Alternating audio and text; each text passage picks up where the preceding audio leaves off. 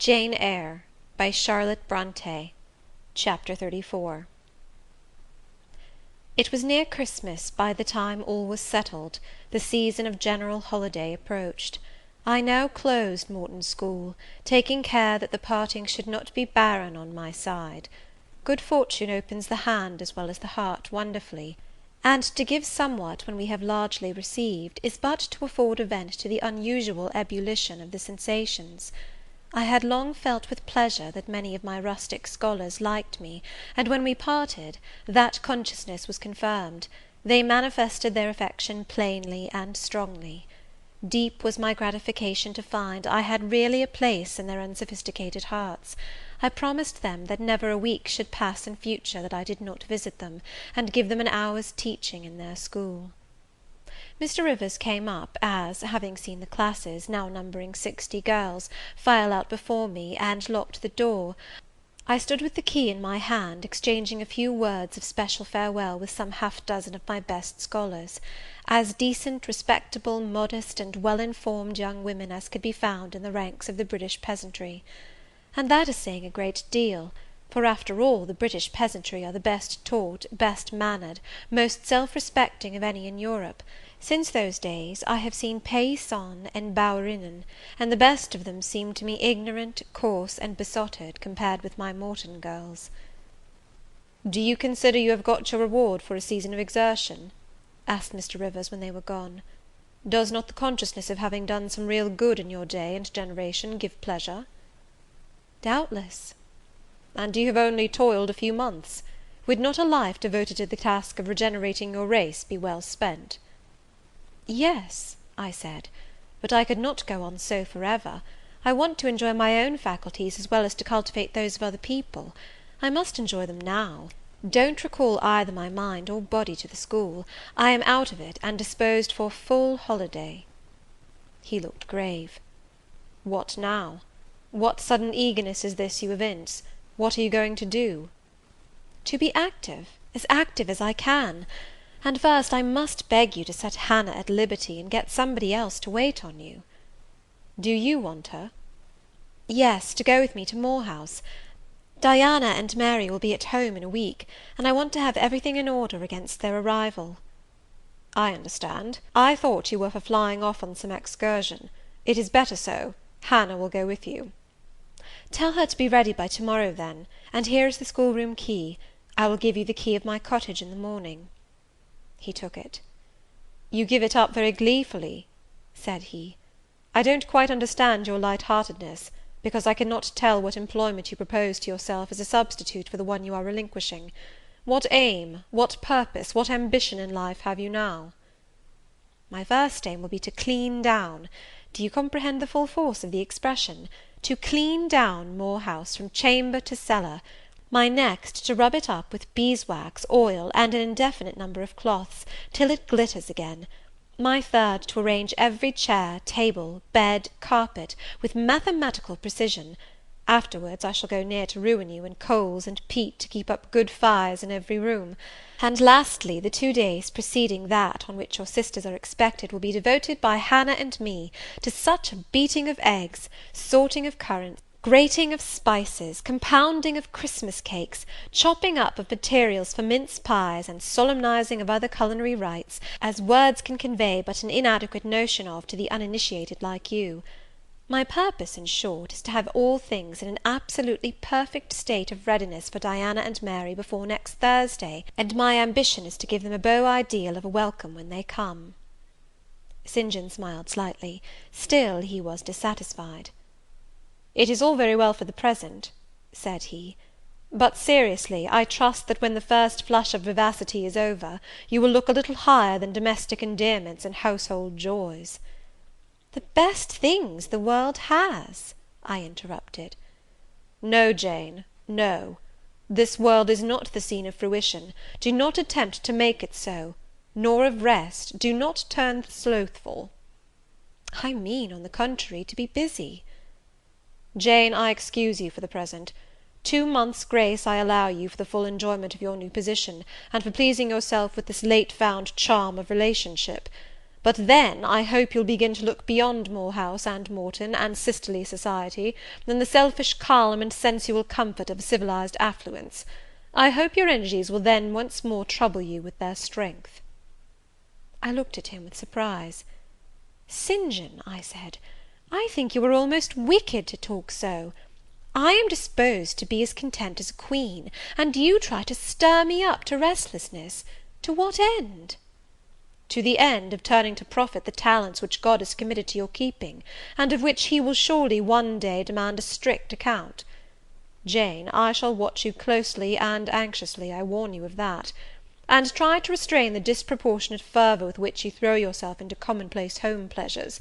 Don't cling so tenaciously to ties of the flesh. Save your constancy and ardour for an adequate cause, forbear to waste them on trite, transient objects. Do you hear, Jane?" "Yes, just as if you were speaking Greek. I feel I have adequate cause to be happy, and I will be happy. Good-bye."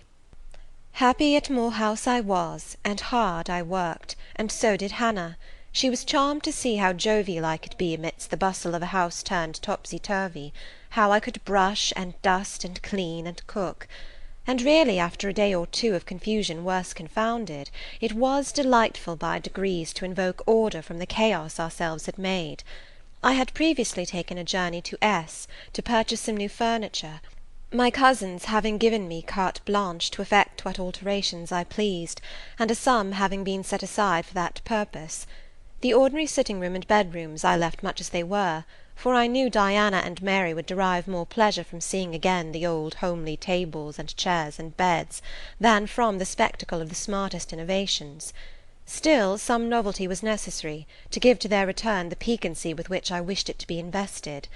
Dark handsome new carpets and curtains, an arrangement of some carefully selected antique ornaments in porcelain and bronze, new coverings and mirrors and dressing-cases for the toilet tables, answered the end.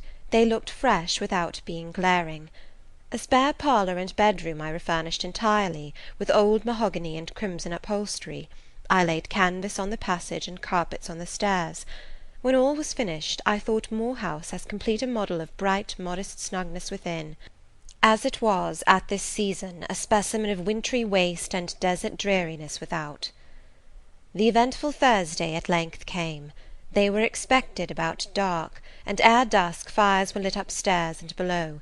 The kitchen was in perfect trim, Hannah and I were dressed, and all was in readiness. St. John arrived first. I had entreated him to keep quite clear of the house till everything was arranged, and indeed the bare idea of the commotion, at once sordid and trivial, going on within its walls sufficed to scare him to estrangement. He found me in the kitchen, watching the progress of certain cakes for tea, then baking. Approaching the hearth, he asked, "If I was at last satisfied with housemaid's work?" I answered by inviting him to accompany me on a general inspection of the result of my labours. With some difficulty I got him to make the tour of the house.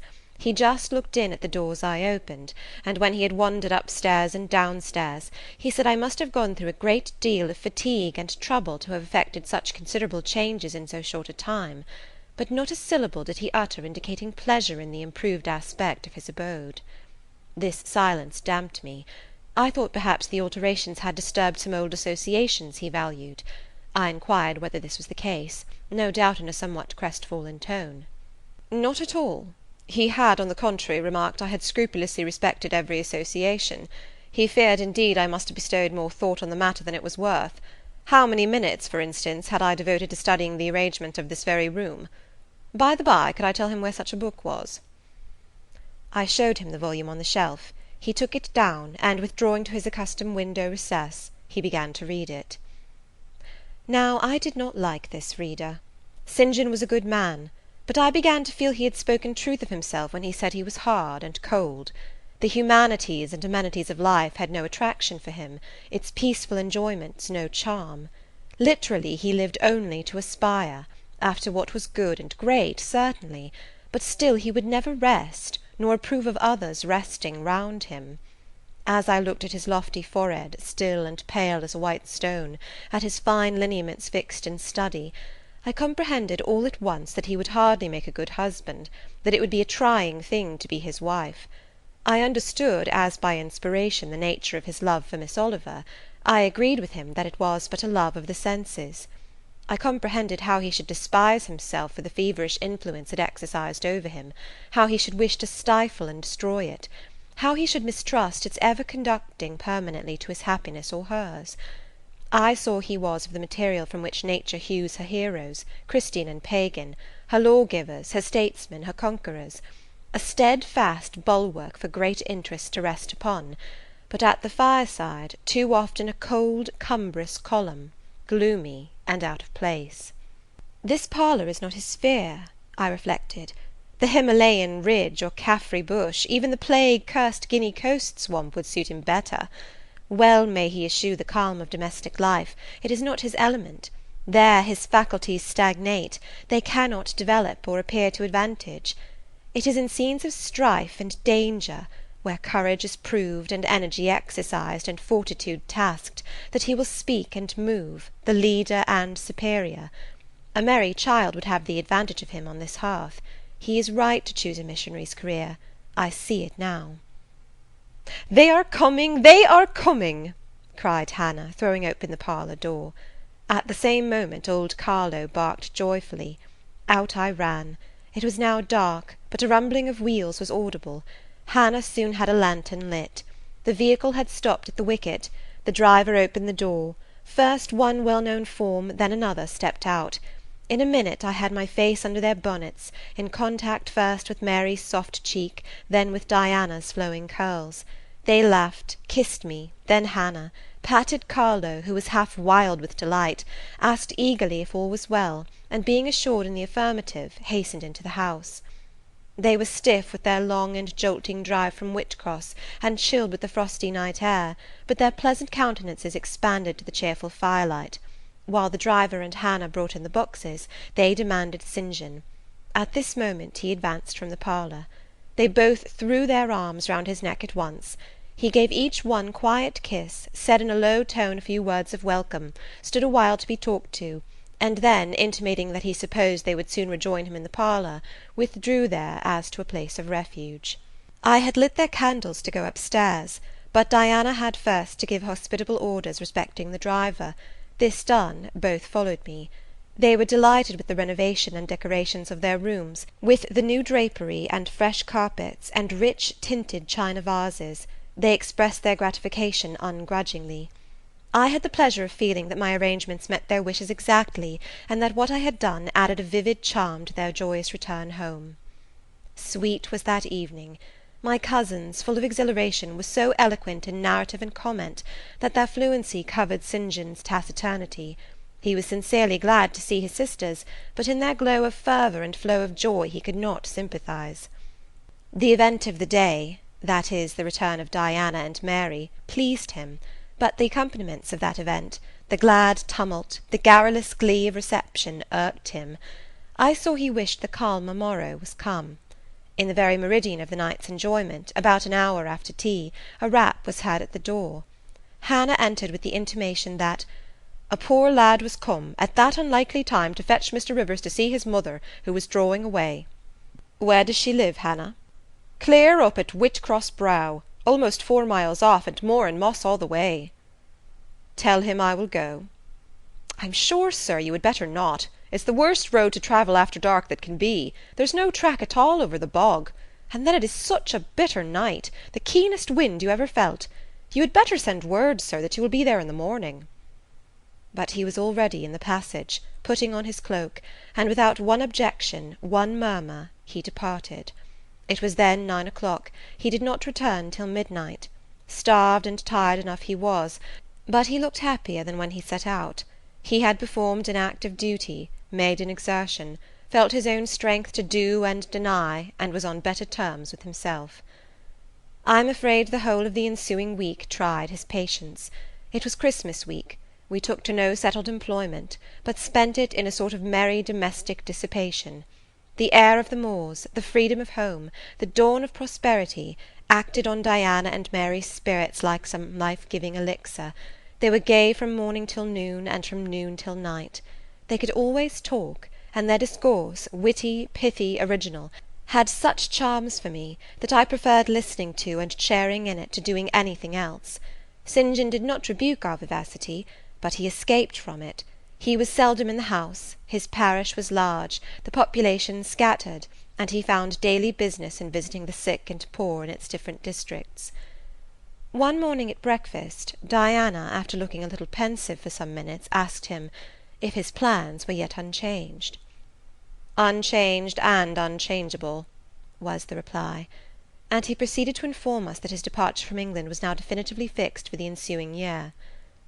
"And Rosamond Oliver?" suggested Mary, the words seeming to escape her lips involuntarily. For no sooner had she uttered them, than she made a gesture as if wishing to recall them. St. John had a book in his hand; it was his unsocial custom to read at meals. He closed it, and looked up. "Rosamond Oliver," said he, "is about to be married to Mr. Granby, one of the best connected and most estimable residents in S., grandson and heir to Sir Frederick Granby. I had the intelligence from her father yesterday." His sisters looked at each other and at me; we all three looked at him. He was serene as glass. "The match must have been got up hastily," said Diana. "They cannot have known each other long." "But 2 months. They met in October at the county ball at S. But where there are no obstacles to a union, as in the present case, where the connection is in every point desirable, delays are unnecessary. They will be married as soon as S. Place, which Sir Frederick gives up to them, can be refitted for their reception." The first time I found St. John alone after this communication, I felt tempted to inquire if the event distressed him; but he seemed so little to need sympathy, that, so far from venturing to offer him more, I experienced some shame at the recollection of what I had already hazarded. Besides, I was out of practice in talking to him; his reserve was again frozen over, and my frankness was congealed beneath it. He had not kept his promise of treating me like his sisters. He continually made little chilling differences between us, which did not at all tend to the development of cordiality. In short, now that I was acknowledged his kinswoman, and lived under the same roof with him, I felt the distance between us to be far greater than when he had known me only as the village schoolmistress. When I remembered how far I had once been admitted to his confidence, I could hardly comprehend his present frigidity. Such being the case, I felt not a little surprised when he raised his head suddenly from the desk over which he was stooping, and said, "You see, Jane, the battle is fought, and the victory won." Startled at being thus addressed, I did not immediately reply. After a moment's hesitation, I answered, "But are you sure you are not in the position of those conquerors whose triumphs have cost them too dear? Would not such another ruin you?" "I think not; and if I were, it does not much signify. I shall never be called upon to contend for such another. The event of the conflict is decisive. My way is now clear. I thank God for it." So saying, he returned to his papers and his silence. As our mutual happiness, i.e. Diana's, Mary's, and mine, settled into a quieter character, and we resumed our usual habits and regular studies, St. John stayed more at home. He sat with us in the same room, sometimes for hours together. While Mary drew, Diana pursued a course of encyclopedic reading she had, to my awe and amazement, undertaken, and I fagged away at German. He pondered a mystic lore of his own, that of some Eastern tongue, the acquisition of which he thought necessary to his plans. Thus engaged, he appeared, sitting in his own recess, quiet and absorbed enough; but that blue eye of his had a habit of leaving the outlandish-looking grammar, and wandering over, and sometimes fixing upon us, his fellow students, with a curious intensity of observation. If caught, it would be instantly withdrawn; yet ever and anon it returned searchingly to our table. I wondered what it meant. I wondered, too, at the punctual satisfaction he never failed to exhibit on an occasion that seemed to me of small moment, namely, my weekly visit to Morton School; and still more was I puzzled, when, if the day was unfavourable, if there was snow, or rain, or high wind, and his sisters urged me not to go, he would invariably make light of their solicitude, and encourage me to accomplish the task without regard to the elements. "Jane is not such a weakling as you would make her," he would say.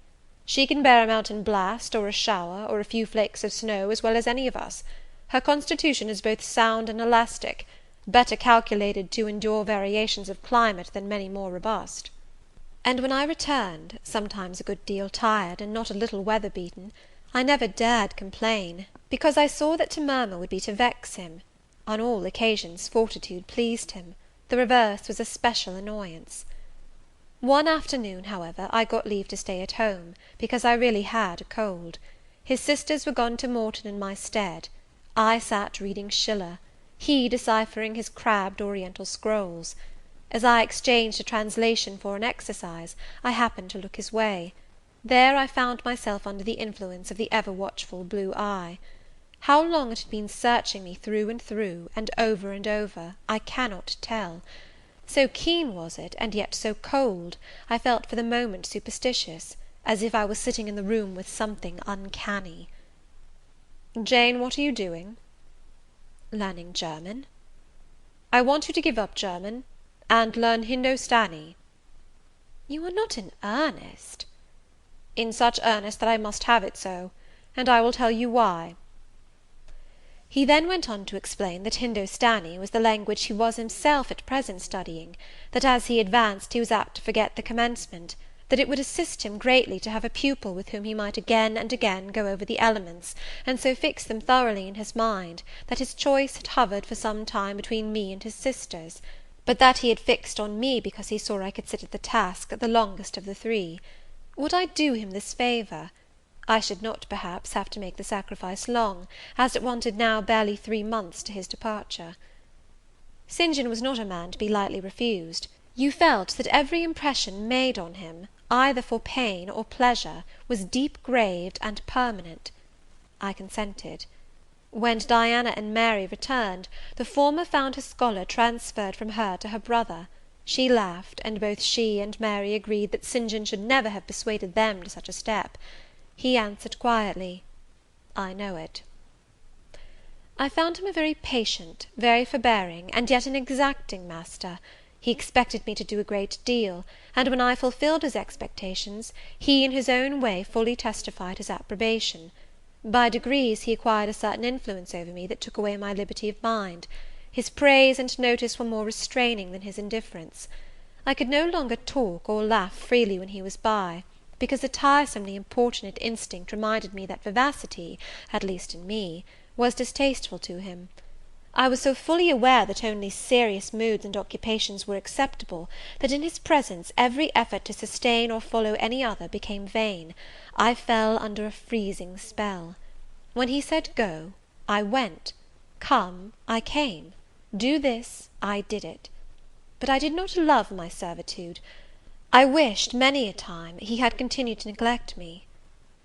One evening, when at bedtime his sisters and I stood round him, bidding him good night, he kissed each of them as was his custom, and as was equally his custom, he gave me his hand.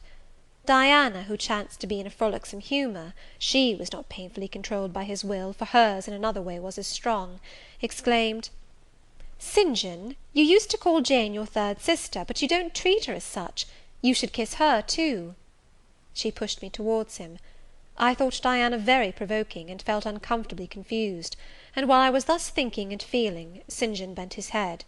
His Greek face was brought to a level with mine, his eyes questioned my eyes piercingly. He kissed me. There are no such things as marble kisses or ice kisses, or I should say my ecclesiastical cousin's salute belonged to one of these classes; but there may be experiment kisses, and his was an experiment kiss. When given, he viewed me to learn the result. It was not striking. I am sure I did not blush.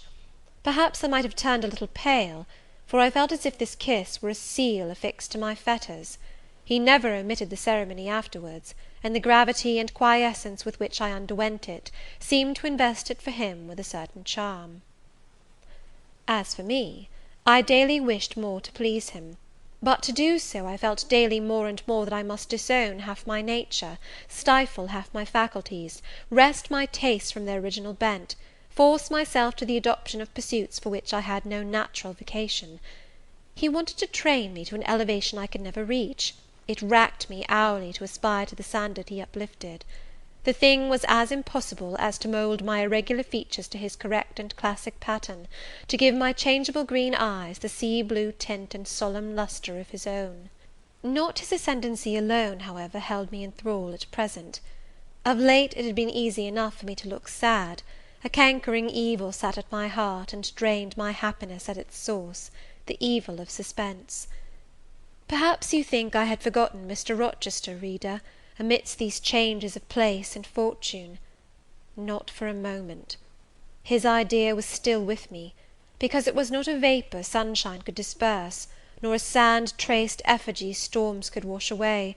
It was a name graven on a tablet, fated to last as long as the marble it inscribed. The craving to know what had become of him followed me everywhere. When I was at Morton, I re-entered my cottage every evening to think of that; and now at Moor House, I sought my bedroom each night to brood over it. In the course of my necessary correspondence with Mr. Briggs about the will, I had inquired if he knew anything of Mr. Rochester's present residence and state of health; but, as St. John had conjectured, he was quite ignorant of all concerning him. I then wrote to Mrs. Fairfax, entreating information on the subject. I had calculated with certainty on this step answering my end. I felt sure it would elicit an early answer. I was astonished when a fortnight passed without reply; but when 2 months wore away, and day after day the post arrived and brought nothing for me, I fell a prey to the keenest anxiety. I wrote again. There was a chance of my first letter having missed. Renewed hope followed renewed effort. It shone like the former for some weeks; then, like it, it faded, flickered. Not a line, not a word reached me. When half a year wasted in vain expectancy, my hope died out, and then I felt dark indeed. A fine spring shone round me, which I could not enjoy. Summer approached. Diana tried to cheer me. She said I looked ill, and wished to accompany me to the sea-side. This St. John opposed. He said I did not want dissipation, I wanted employment. My present life was too purposeless. I required an aim; and, I suppose, by way of supplying deficiencies, he prolonged still further my lessons in Hindostani, and grew more urgent in requiring their accomplishment. And I, like a fool, never thought of resisting him. I could not resist him. One day I had come to my studies in lower spirits than usual. The ebb was occasioned by a poignantly felt disappointment. Hannah had told me in the morning there was a letter for me, and when I went down to take it, almost certain that the long-looked-for tidings were vouchsafed me at last, I found only an unimportant note from Mr. Briggs on business. The bitter check had wrung from me some tears; and now, as I sat poring over the crabbed characters and flourishing tropes of an Indian scribe, my eyes filled again. St. John called me to his side to read. In attempting to do this, my voice failed me, words were lost in sobs. He and I were the only occupants of the parlour. Diana was practising her music in the drawing-room, Mary was gardening. It was a very fine May day, clear, sunny, and breezy. My companion expressed no surprise at this emotion, nor did he question me as to its cause. He only said, "We will wait a few minutes, Jane, till you are more composed." And while I smothered the paroxysm with all haste, he sat calm and patient, leaning on his desk, and looking like a physician watching with the eye of science an expected and fully understood crisis in a patient's malady. Having stifled my sobs, wiped my eyes, and muttered something about not being very well that morning, I resumed my task, and succeeded in completing it. St. John put away my books and his, locked his desk, and said, "Now, Jane, you shall take a walk, and with me." "I will call Diana and Mary." "No, I want only one companion this morning, and that must be you. Put on your things, go out by the kitchen door, take the road towards the head of Marsh Glen. I will join you in a moment." I know no medium. I never in my life have known any medium in dealing with positive hard characters antagonistic to my own, between absolute submission and determined revolt. I have always faithfully observed the one, up to the very moment of bursting, sometimes with volcanic vehemence, into the other; and as neither present circumstances warranted, nor my present mood inclined me to mutiny, I observed careful obedience to St. John's directions, and in 10 minutes I was treading the wild track of the glen, side by side with him. The breeze was from the west. It came over the hills, sweet with scents of heath and rush. The sky was of stainless blue. The stream descending the ravines swelled with past spring rains, poured along plentiful and clear, catching golden gleams from the sun and sapphire tints from the firmament. As we advanced and left the track, we trod a soft turf, mossy fine and emerald green, minutely enamelled with a tiny white flower, and spangled with a star-like yellow blossom. The hills, meantime, shut us quite in, for the glen, towards its head, wound to their very core. "Let us rest here," said St. John as we reached the first stragglers of a battalion of rocks, guarding a sort of pass, beyond which the beck rushed down a waterfall, and where, still a little further, the mountain shook off turf and flower, had only heath for raiment and crag for gem, where it exaggerated the wild to the savage, and exchanged the fresh for the frowning, where it guarded the forlorn hope of solitude, and a last refuge for silence. I took a seat. St. John stood near me. He looked up the pass and down the hollow. His glance wandered away with the stream, and returned to traverse the unclouded heaven which coloured it. He removed his hat, let the breeze stir his hair and kiss his brow. He seemed in communion with the genius of the haunt. With his eye he bade farewell to something. "And I shall see it again," he said aloud, "in dreams when I sleep by the Ganges, and again in a more remote hour, when another slumber overcomes me, on the shore of a darker stream." Strange words of a strange love, an austere patriot's passion for his fatherland.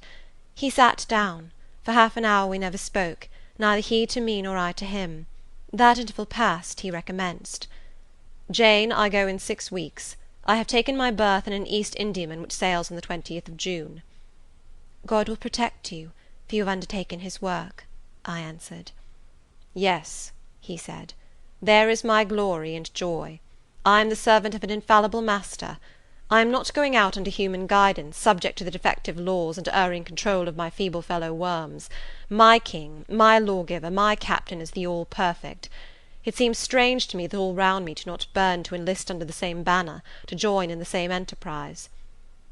"All have not your powers, and it would be folly for the feeble to wish to march with the strong." "I do not speak of the feeble, or think of them. I address only such as are worthy of the work, and content to accomplish it." "Those are few in number, and difficult to discover." "You say truly.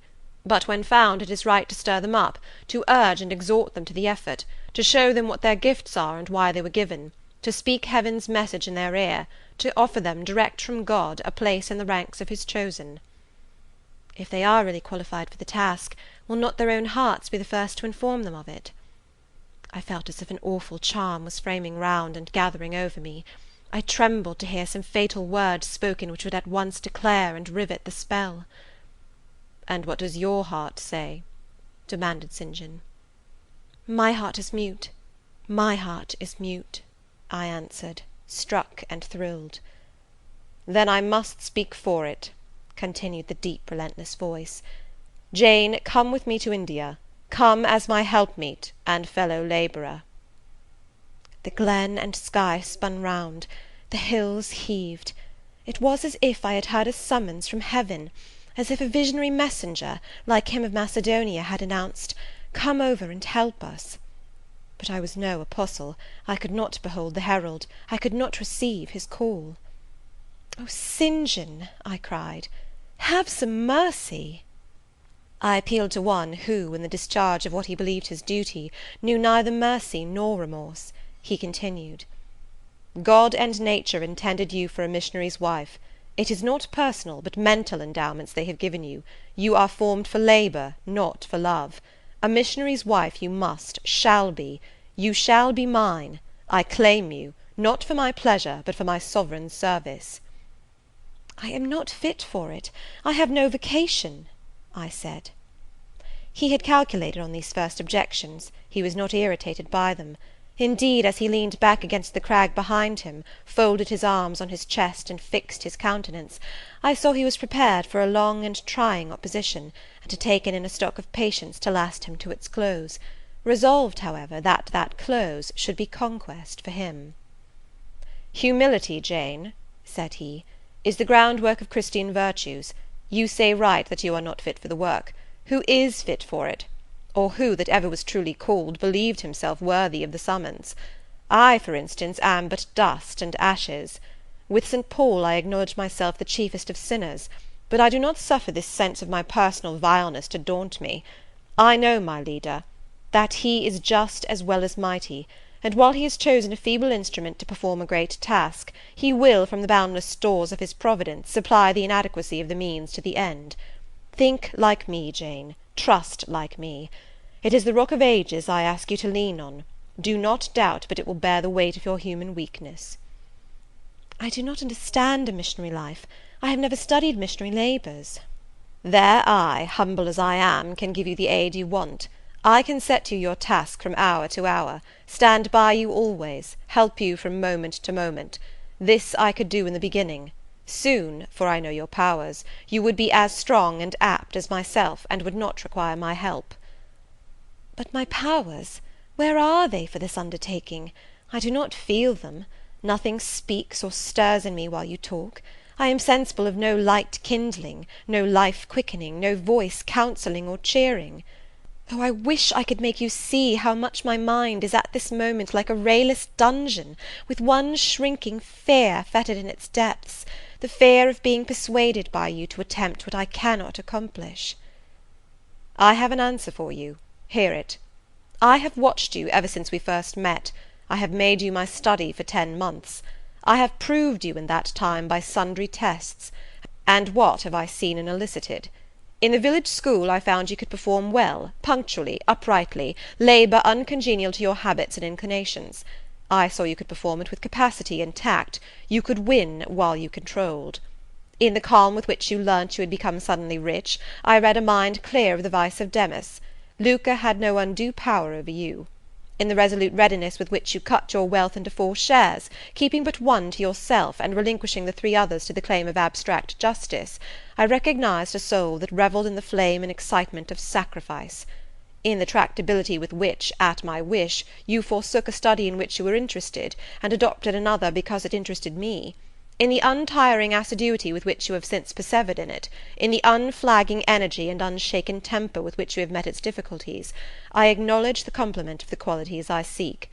Jane, you are docile, diligent, disinterested, faithful, constant, and courageous, very gentle and very heroic. Cease to mistrust yourself. I can trust you unreservedly. As a conductress of Indian schools and a helper amongst Indian women, your assistance will be to me invaluable." My iron shroud contracted round me. Persuasion advanced with slow, sure step. Shut my eyes as I would, these last words of his succeeded in making the way, which had seemed blocked up, comparatively clear. My work, which had appeared so vague, so hopelessly diffuse, condensed itself as he proceeded, and assumed a definite form under his shaping hand. He waited for an answer. I demanded a quarter of an hour to think before I again hazarded a reply. "Very willingly," he rejoined; and rising, he strode a little distance up the pass, threw himself down on a swell of heath, and there lay still. I can do what he wants me to do. I am forced to see and acknowledge that, I meditated. That is, if life be spared me. But I feel mine is not the existence to be long protracted under an Indian sun. What then? He does not care for that. When my time came to die, he would resign me, in all serenity and sanctity, to the God who gave me. The case is very plain before me.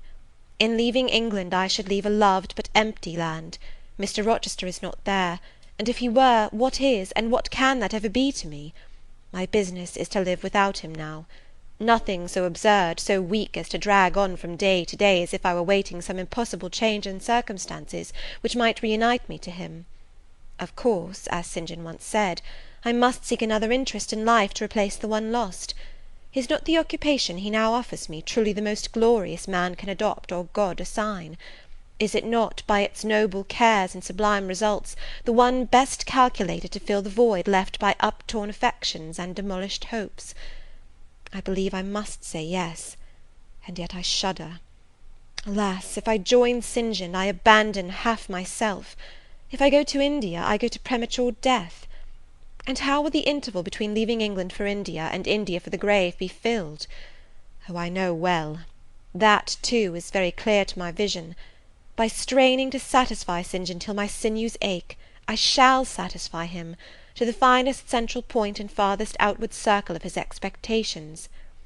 If I do go with him, if I do make the sacrifice he urges, I will make it absolutely. I will throw all on the altar.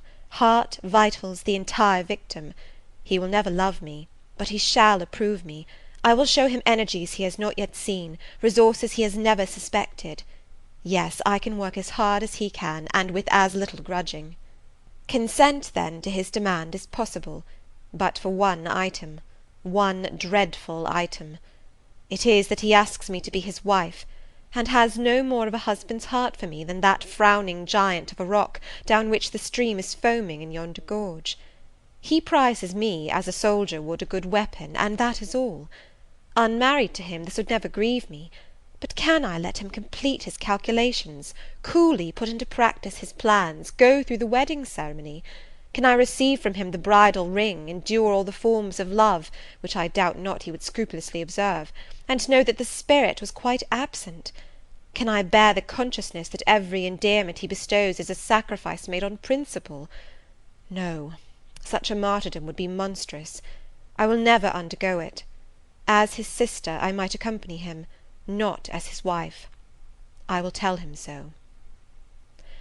I looked towards the knoll. There he lay, still as a prostrate column, his face turned to me, his eye beaming watchful and keen. He started to his feet and approached me. I am ready to go to India, if I may go free.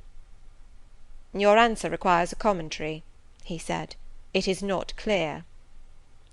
You have hitherto been my adopted brother, I your adopted sister. Let us continue as such. You and I had better not marry. He shook his head. Adopted fraternity will not do in this case. If you were my real sister, it would be different. I should take you, and seek no wife. But as it is, either our union must be consecrated and sealed by marriage, or it cannot exist. Practical obstacles oppose themselves to any other plan. Do you not see it, Jane? Consider a moment, your strong sense will guide you.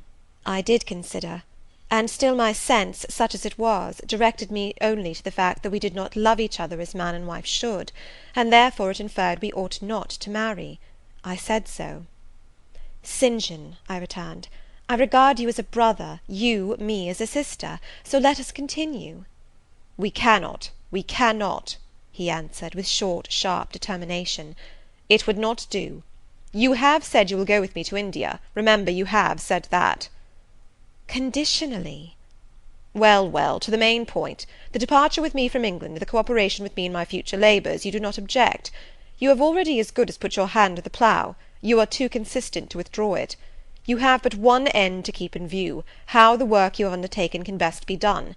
Simplify your complicated interests, feelings, thoughts, wishes, aims. Merge all considerations in one purpose, that of fulfilling with effect, with power, the mission of your great master. To do so you must have a coadjutor, not a brother, that is a loose tie, but a husband. I, too, do not want a sister. A sister might any day be taken from me. I want a wife, the sole helpmeet I can influence efficiently in life, and retain absolutely till death. I shuddered as he spoke. I felt his influence in my marrow, his hold on my limbs. Seek one elsewhere than in me, St. John. Seek one fitted to you. One fitted to my purpose, you mean? Fitted to my vocation? Again, I tell you, it is not the insignificant private individual, the mere man with the man's selfish senses, I wish to mate. It is the missionary. And I will give the missionary my energies. It is all he wants, but not myself. That would only be adding the husk and shell to the kernel. For them he has no use. I retain them. You cannot. You ought not. Do you think God will be satisfied with half an oblation? Will he accept a mutilated sacrifice? It is the cause of God I advocate. It is under his standard I enlist you. I cannot accept on his behalf a divided allegiance. It must be entire. Oh, I will give my heart to God, I said. You do not want it. I will not swear, reader, that there was not something of repressed sarcasm both in the tone in which I uttered this sentence, and in the feeling that accompanied it. I had silently feared St. John till now, because I had not understood him. He had held me in awe, because he had held me in doubt. How much of him was saint, how much mortal, I could not heretofore tell, but revelations were being made in this conference. The analysis of his nature was proceeding before my eyes. I saw his fallibilities, I comprehended them. I understood that, sitting there where I did, on the bank of heath, and with that handsome form before me, I sat at the feet of a man, caring as I. The veil fell from his hardness and despotism. Having felt in him the presence of these qualities, I felt his imperfection, and took courage. I was with an equal, one with whom I might argue, one whom, if I saw good, I might resist. He was silent after I had uttered the last sentence, and I presently risked an upward glance at his countenance. His eye, bent on me, expressed at once stern surprise and keen inquiry. Is she sarcastic, and sarcastic to me? It seemed to say. What does this signify? Do not let us forget that this is a solemn matter, he said ere long, one of which we may neither think nor talk lightly without sin. I trust, Jane, you are in earnest when you say you will serve your heart to God. It is all I want. Once wrench your heart from man, and fix it on your Maker, the advancement of that Maker's spiritual kingdom on earth will be your chief delight and endeavour. You will be ready to do at once whatever furthers that end. You will see what impetus would be given to your efforts and mine by our physical and mental union in marriage, the only union that gives a character of permanent conformity to the destinies and designs of human beings, and passing over all minor caprices, all trivial difficulties and delicacies of feeling, all scruple about the degree, kind, strength, or tenderness of mere personal inclination, you will hasten to enter into that union at once. Shall I said briefly, and I looked at his features, beautiful in their harmony, but strangely formidable in their still severity, at his brow, commanding but not open, at his eyes, bright and deep and searching, but never soft, at his tall imposing figure, and fancied myself in idea his wife. Oh, it would never do! As his curate, his comrade, all would be right. I would cross oceans with him in that capacity, toil under eastern suns and Asian deserts with him in that office, admire and emulate his courage and devotion and vigour, accommodate quietly to his masterhood, smile undisturbed at his ineradicable ambition, discriminate the Christian from the man, profoundly esteem the one, and freely forgive the other. I should suffer often, no doubt, attached to him only in this capacity. My body would be under rather a stringent yoke, but my heart and mind would be free. I should still have my unblighted self to turn to, my natural unenslaved feelings with which to communicate in moments of loneliness. There would be recesses in my mind which would be only mine, to which he never came, and sentiments growing there fresh and sheltered, which his austerity could never blight, nor his measured warrior march trample down. But as his wife, at his side always, and always constrained, and always checked, forced to keep the fire of my nature continually low, to compel it to burn inwardly, and never utter a cry, though the imprisoned flame consumed vital after vital, this would be unendurable. St. John, I exclaimed, when I had got so far in my meditation. Well, he answered icily. I repeat, I freely consent to go with you as your fellow missionary, but not as your wife. I cannot marry you, and become part of you. A part of me you must become, he answered steadily, otherwise the whole bargain is void. How can I, a man not yet 30, take out with me to India a girl of 19, unless she be married to me?